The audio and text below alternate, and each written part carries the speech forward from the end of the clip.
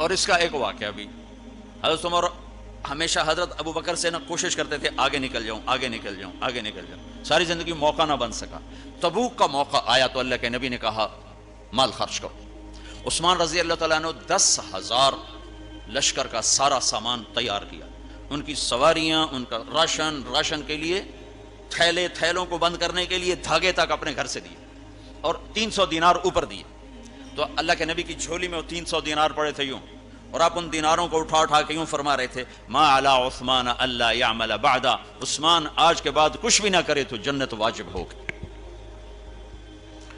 تو عمر کہنے لگے آج میں ابو بکر کو کاٹ سکتا ہوں، آج میں اس سے آگے نکل سکتا ہوں کہ وہ آج کل غریب ہے، میں مالدار ہوں، تو وہ تھوڑا لائے گا میں زیادہ لاؤں گا تو میں بڑھ جاؤں گا۔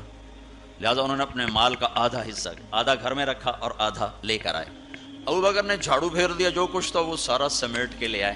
جب دونوں پراپرٹی سامنے رکھی گئیں تو حضرت عمر کی بہت زیادہ نظر آ رہی، ابو بکر کی بہت تھوڑی نظر آ رہی، لہٰذا حضرت عمر بڑے اطمینان میں کھڑے کہ آج جیت خطاب کے بیٹے کی ہے، میں قربان جاؤں، اللہ رسول تو جانتے ہیں کہ کون کیا کر کے آیا ہے۔ تو میرے نبی نے سوال ہی بدل دیا، جو اس موقع کا سوال ہی نہیں۔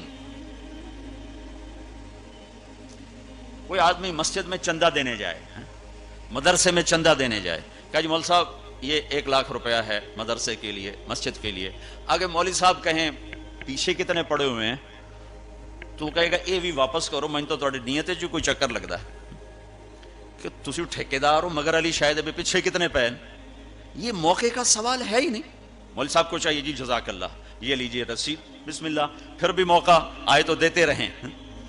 تو میرے نبی نے پوچھنا یہ تھا ابو بکر کتنا لائے ہو، عمر کتنا لائے ہو، اور یہی اس موقع کا سوال ہے۔ لیکن اللہ رسول جانتے ہیں کہ کس کے مال میں وزن زیادہ ہے، تو میرے نبی نے سوال بدل دیا، فرمایا عمر ما خلفت، واہ واہ عمر پیچھے کیا چھوڑ کے آئے ہو؟ تو حضرت عمر تو وہیں دھڑم ہو گیا کہ میں گیا، سوال سے ہی وہ پتہ چل گیا بات میری کلی اڑ گئی وکٹ۔ عمر ما خلفت یا ما ترکت لأہلک، یہ دونوں الفاظ ہیں۔ پیچھے گھر والوں کے لیے کیا چھوڑا؟ تو پہلے حضرت عمر بڑے جوش میں کھڑے تھے، پھر ایک دم ڈھیلے ہو گئے، کہنے بعد جی آدھا چھوڑا ہے آدھا لایا۔ پھر آپ نے کہا ابا بکر ما خلفت یا ما ترکت لأہلک، ابو بکر تو پیچھے چھوڑ کے کیا آیا، بچوں کے لیے کیا چھوڑ کے آیا؟ تو ان کا ترکت اللہ ورسول، میں تو اللہ اس کے رسول کو چھوڑ کے آیا ہوں، باقی سب کچھ لے آیا۔ تو اس پر عمر کہنے لگے ابو بکر میں نہیں تجھ سے آگے بڑھ سکتا، کوئی بھی تجھ سے آگے نہیں بڑھ سکتا۔ اپنے کپڑے بھی دے دیے، اور ایک ٹاٹ تھا وہ پہن کر اس کو کانٹوں سے سی لیا۔ تو جبریل آئے، کہنے لگے یا رسول اللہ، اللہ تعالیٰ پوچھ رہے ہیں کہ ابو بکر نے یہ ٹاٹ کیوں پہنا ہوا ہے؟ تو آپ نے کہا کہ ابو بکر نے سارا کچھ اللہ اس کے رسول پہ لگا دیا ہے اس لیے یہ پہنا ہوا ہے۔ تو کہا یا رسول اللہ، اللہ